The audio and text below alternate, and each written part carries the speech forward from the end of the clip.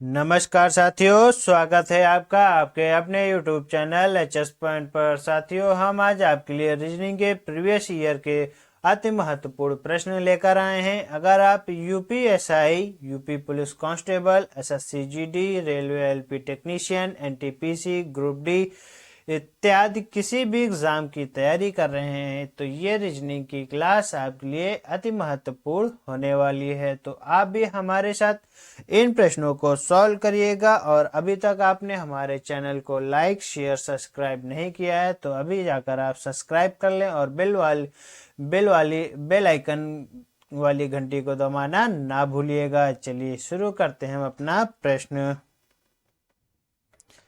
साथियों, यहाँ पे पहला प्रश्न दिया हुआ है, यदि एक पंक्ति में आगे से 7वां व्यक्ति, पीछे से 10वां व्यक्ति है तो पंक्ति में कुल कितने व्यक्ति हैं। साथियों, इस तरीके से जो पंक्तियों वाले प्रश्न आते हैं तो इनको कैसे करते हैं आप थोड़ा सा जान लीजिए। यहाँ पे दिया हुआ है, यदि एक पंक्ति में आगे से 7वां है और पीछे से 10वां है तो पंक्ति में कुल व्यक्ति पूछ रहा है। तो ये बहुत ही अच्छा क्वेश्चन है। इस तरीके के प्रश्न यूपी पुलिस में बहुत आते हैं। कैसे होगा देखिएगा, हम इसमें आपको करने का तरीका बता देते हैं। अगर आप यहाँ पे कह रहा है आगे से 7वां व्यक्ति है साथियों, तो हमने यहाँ पे एक लाइन खींची और हमने और एक यहाँ पे ऐसे कर दिया। यहाँ पे हम लिखेंगे 7वां व्यक्ति, आगे से 7वां व्यक्ति और पीछे से कितना है हमारा, पीछे से हमारा हो जाएगा 10वां। हमसे कह रहा है पीछे से हमारा कितना है, यहाँ पे 10वां व्यक्ति है तो हमने यहाँ पे 10वां लिख दिया। अब पूछ रहा है यहाँ पे तो पंक्ति में कुल कितने व्यक्ति हैं। तो यहाँ पे अगर हमसे पंक्ति में कुल कितने व्यक्ति पूछ रहा है तो हम करेंगे क्या, 10 प्लस का 7 -1 करेंगे। यहाँ पे हम -1 क्यों कर रहे हैं साथियों, अभी हम आपको पूरा जब कर लेंगे आपको आखिरी में बताएंगे हमने -1 क्यों किया। इसके बाद हम यहाँ पे करेंगे 10 7 हो जाएगा हमारा 17 और इसमें हम -1 करेंगे। -1 करेंगे तो हमारा कितना आंसर आ जाएगा, हमारा आ जाएगा 16। हमारे इसमें कुल टोटल कितने व्यक्ति हैं तो हमारे यहाँ पे हो जाएंगे 16 व्यक्ति। तो हमारा कौन सा आंसर हो जाएगा साथियों, हमारा ऑप्शन नंबर डी हमारा राइट आंसर हो जाएगा। अब आपको हम बताते हैं हमने यहाँ पे -1 क्यों किया। -1 क्यों किया तो आप चलिए आपको बता देते हैं। प्रश्न में आप पढ़िए एक बार, यहाँ पे क्या दिया हुआ है, यदि एक पंक्ति में आगे से 7वां व्यक्ति, एक पंक्ति में आगे से 7वां दिया है साथियों। अगर आगे से एक हमारा व्यक्ति है जो आगे से 7वां है और उसी व्यक्ति को पीछे से 10वां बताया गया है, पीछे से वही व्यक्ति 10वां है तो साथियों अगर पीछे से भी 10वां है तो हमारे एक ही व्यक्ति 2 बार काउंट हो गया है। तो इसीलिए हमने यहाँ पे -1 किया। इसीलिए हमारा यहाँ हमने -1 किया तो हमारा कितना आंसर आया, हमारा यहाँ पे 16 आ गया साथियों। यही इसी तो हमारा कौन सा आंसर निकल के आता है, 16। देखते हैं अगला प्रश्न। अगला प्रश्न यहाँ पे हमारा दिया हुआ है, कामनी और सुवर्णा के बीच में मनीषा बैठी है, स्मिता दाईं ओर बैठी है सुवर्णा के, कामिनी बाईं ओर से कामिनी बाईं ओर है मनीषा के बैठने का सही क्रम चुनिए। और option A B C D दिए हुए हैं। अब यहाँ पे इसमें हमारा क्रम दिया हुआ है साथी। अब हम यहाँ पे कैसे पहचानेंगे चलिए आपको बता देते हैं। हम यहाँ पे पहले प्रश्न के साथ करते चलेंगे। पहले दिया हुआ यहाँ पे कामनी और सुवर्णा के बीच में मनीषा बैठी है। हम कामनी को कैसे लिखेंगे और सुवर्णा को लिखेंगे SU से साथियों। तो हमने सुवर्णा को SU से लिख दिया। अब यहाँ पे हमारा कामनी हो गए और सुवर्णा हो गई। कामनी और सुवर्णा के बीच में कौन बैठा है तो हमारी मनीषा जी बैठी हैं। तो हम यहाँ पे मनीषा को M से लिख देंगे। कामनी और सुवर्णा के बीच में मनीषा बैठी हैं। उसके बाद आगे दिया हुआ स्मिता दाईं ओर बैठी हैं। स्मिता जो है दाईं ओर बैठी हैं सुवर्णा के। तो हमारे ये जो सुवर्णा है, सुवर्णा के दाईं ओर कौन बैठा है, बैठी है स्मिता। तो स्मिता को हमने SM कर दिया। आगे आप पढ़ेंगे क्या दिया हुआ है, आगे दिया हुआ है कामिनी बाईं ओर है मनीषा के। कामिनी जो है बाईं ओर है मनीषा के साथियों। अगर आप यहाँ पे देख रहे होंगे तो दिया है कामिनी जो है मनीषा के बाईं ओर है, मनीषा के बाईं ओर हमारी कामिनी है। तो यानी कि हमारा सेटिंग अरेंजमेंट जो हमारा यहाँ पे करना था हमें, यह बैठाने का तरीका एकदम सही है, बैठने का सही क्रम यहाँ पे हमारा सही दिया हुआ है। अब हमारा ये किस ऑप्शन में दिया हुआ है ये देखते हैं।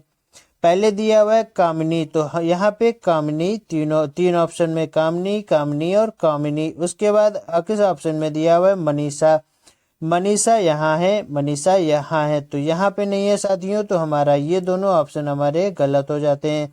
अगला यहाँ पे दिया हुआ है सुवर्णा, तो सुवर्णा किस ऑप्शन में है, सुवर्णा ऑप्शन नंबर केवल बी में है, ऑप्शन नंबर सी ए भी हमारा गलत हो जाता है। अगला दिया हुआ है स्मिता, साथियों यहाँ पे हमारा स्मिता दिया हुआ है, तो हमारा ऑप्शन नंबर बी हमारा राइट आंसर हो जाएगा।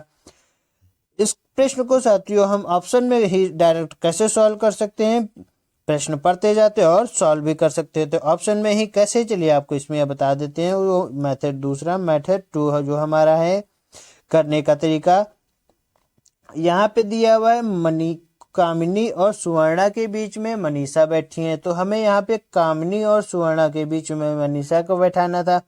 तो हमारी मनीषा और कामिनी, तो साथियों ये पहले ही गलत हो गए, क्योंकि कामिनी और सुवर्णा के बीच में हमको मनीषा को बैठाना है। तो यहाँ पे अब कामिनी है और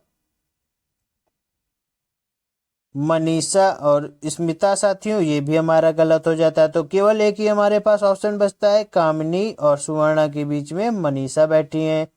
और यहाँ पे उसके बाद दिया हुआ स्मिता दाईं ओर बैठी है, स्मिता बैठी है सुवर्णा के दाईं ओर, तो हमारा ऑप्शन नंबर ए इस ऑप्शन नंबर बी हमारा राइट आंसर हो जाता है। इसीलिए हम इसको ऑप्शन से भी हम हल कर सकते थे। देखते हैं अगला प्रश्न। अगला प्रश्न यहाँ पे दिया हुआ है, एक मनुष्य अपने पुत्र से आयु में 24 वर्ष बड़ा है, 2 वर्ष में उसकी आयु अपने पुत्र की आयु की दोगुनी होगी। उसके पुत्र की वर्तमान आयु साथियों यहाँ पे क्या है, हमें ये बताना है। तो कैसे करेंगे देखिएगा। एक मनुष्य अपने पुत्र से आयु में 24 वर्ष बड़ा है। साथियों अगर हम यहाँ पे पुत्र को x मान लें और पिता x से हम कितना बड़ा हो जाएगा 24 वर्ष, हम यहाँ पे लिख देंगे सन और यहाँ पे लिखेंगे फादर। हमने अगर पुत्र को x माना तो फादर कितने बड़े हो जाएंगे, x प्लस 24 हो जाएंगे। आगे दिया हुआ है 2 वर्ष में उसकी आयु अपने पुत्र की आयु की दोगुनी होगी। अब हम 2 वर्ष बाद लिखेंगे, तो हम यहाँ पे कर देंगे x प्लस 2, तो इसमें भी हम कितना जोड़ देंगे, प्लस 2 जोड़ देंगे। आगे दिया हुआ है 2 गुनी होगी, तो साथियों पुत्र की 2 गुनी होगी, तो हम 2 गुनी का कहाँ पे लगाएंगे निशान, हम यहाँ पे 2 गुनी का निशान लगा देंगे। साथियों हमने जैसे 2 गुनी का निशान लगा दिया, तो उसके बाद क्या दिया हुआ है, उसके पुत्र की वर्तमान आयु क्या है, हमें यहाँ पे पुत्र की वर्तमान आयु बतानी है। अब बता ले जाएंगे। अब हम इसको हल करेंगे। x प्लस 24 प्लस 2 है, तो ये जब ब्रैकेट सॉल्व करेंगे तो हमारा हो जाएगा x प्लस 26, और जब इसको हल करेंगे ये वाला ब्रैकेट तो हो जाएगा 2x प्लस 4 हो जाएगा। जब हमारा ये 2x इधर आ जाएगा तो हमारा क्या हो जाएगा साथियों, अब हम इधर हल करेंगे। तो यहाँ पे हमारा जब ये x इधर आ जाएगा इस तरफ तो हमारा घट जाएगा, तो हमारा क्या बचेगा, x बचेगा। हमने बराबर लगा दिया। और यहाँ पे अब हमारा यहाँ पे 26 जब इधर जाएगा तो 4 में घट जाएगा, तो कितना बचेगा, जब 26 में हमारा 4 जाएगा तो हमारा 22 बचेगा साथियों। तो हमारी x की वैल्यू क्या आ गई, तो x की वैल्यू हमारी 22 वर्ष आ गई। तो हमारा ये पुत्र की वर्तमान आयु पूछ रहा है, तो पुत्र की वर्तमान आयु हमारी हो जाएगी 22 वर्ष। अगर यहाँ पे पिता की पूछता तो हम वो भी बता सकते थे। कैसे, x की हमारी अगर 22 वर्ष है तो यहाँ पे हम इस वैल्यू को धर देते, तो हमारी हो जाती 22 प्लस 24, तो हमारी यहाँ पे साथियों हो जाती 4 2 6 और यहाँ पे 2 2 4, तो हमारा ये 24 वर्ष बड़ा हो गया। तो यही इस तरीके हम पिता की भी आयु निकाल सकते हैं। तो हमारा ऑप्शन नंबर डी हमारा राइट आंसर हो जाएगा। देखते हैं अगला प्रश्न। अगला प्रश्न यहाँ पे दिया हुआ है, दिए गए समीकरण को संतुलित करने तथा स्टार चिन्हों को प्रतिस्थापित करने के लिए गणितीय चिन्हों का सही क्रम समूह चुनिए। यहाँ पे अब इसको साथियों कैसे करेंगे जरा सा देखते हैं। दिया हुआ है 8 स्टार 6 स्टार 7 स्टार 3 स्टार 18। इसको इन क्वेश्चनों को साथियों हम ऑप्शन से ही हल कर सकते हैं। ऑप्शन में यहाँ पे दिया हुआ है माइनस प्लस प्लस बराबर 18। साथियों अब हम इस ऑप्शन में अगर हम जल्दी से हमें करना है तो हम इसको पहले लिख लेंगे। अब प्रश्न को उतारेंगे 8 6 7 3 और 18। हम पहला ऑप्शन नंबर ए लेंगे। यहाँ पे माइनस लगाएंगे, प्लस लगाएंगे और प्लस लगाएंगे। उस इधर हमारा बराबर हो जाएगा। क्या हमारा ये हल होता है देखते हैं। दिया हुआ है, हम पहले प्लस को सॉल्व करेंगे तो हमारा हो जाएगा 7 3 10 6 16 और 16 में अगर हम साथियों -8 करते हैं तो हमारा आता है 8 बराबर 18। यानी कि ये हमारा गलत है साथियों। अगर हमारा ये गलत है तो हमारा ऑप्शन नंबर ए हमारा गलत हो जाएगा। ऑप्शन नंबर ए गलत है तो बी को चेक कर लेते हैं। हम यहाँ पे रखेंगे प्लस माइनस भागे। साथियों आप यहाँ पे देखेंगे तो 3 से 7 भाग नहीं होगा, यानी कि हमारा ऑप्शन नंबर बी भी हमारा गलत हो जाएगा। अब देखते हैं option number C. Option number C में है प्लस माइनस प्लस और बराबर का हमारा 18। अब हम इसको सॉल्व करेंगे तो 8 6 14 माइनस का 7 3 यहाँ पे हो जाएगा 10। तो हमारा यहाँ पे कितना आ जाएगा, प्लस में 10 आ जाएगा। तो अगर अब हम 14 में से 10 हमारा जाएगा तो आएगा हमारा कितना आएगा 4 4 बराबर 18 हो जाएगा। यानी कि साथियों ये भी हमारा ऑप्शन नंबर सी भी हमारा गलत हो जाएगा। अब हम यहाँ पे हमारे पास एक ही प्रश्न बचता है तो एक ही ऑप्शन बचता है। ऑप्शन नंबर सी भी हमारा गलत होती है। अब हमारा ऑप्शन नंबर डी ही बचता है। तो अब इसको भी चेक कर लेंगे। ऑप्शन नंबर डी अगर हम रखें साथियों, यहाँ पे हम लगाएंगे प्लस, फिर दिया हुआ है प्लस, फिर है यहाँ पे माइनस और यहाँ पे बराबर दिया हुआ है 18।